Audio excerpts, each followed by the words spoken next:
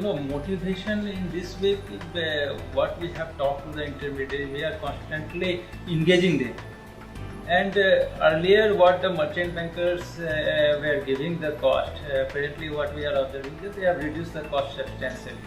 So cost no longer has been an issue for the entrepreneur to get the company listed. Besides that, entrepreneurs can enter into an agreement with the merchant banker, with various set of investors, whereby they can think of giving some returns to the and can assure the merchant bankers about the growth phase of their company. Whenever an entrepreneur comes to us, or whenever we approach to the entrepreneurs and promoters, as you had rightly said, they are technocrats. They don't understand so much financial jargons, and they are totally dependent upon the chartered accountants and other financial consultant. What we are trying to tell them that more you show the profit in your balance sheet, more there will be the valuation of the company. Once they understand that the valuation game which the stock exchange can provide them, I think they will come forward to get their company listed.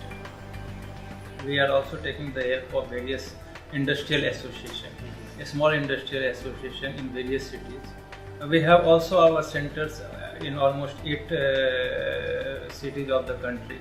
We are taking the help of, we are also planning to have more people there who can go and create more awareness in the minds of the SME companies, and try to make the entrepreneurs understand the benefits of the listing on the stock exchange. And I think that with this awareness, more and more entrepreneurs will come forward and get their company listed. Even I had requested the merchant bankers that you don't take it as a assignment, but you think that you are the partner to the company. So even if they don't have the company secretary or the requisite people who have got the understanding of the capital market, these merchant bankers are sending their own personnel to their offices and see that everything should be completed in time. So these are BSC's employees or? No, these are the merchant bankers. See, as BSC, our role is just to create awareness about the SME platform. As far as due diligence etc. is concerned, these are the duties of the merchant bankers.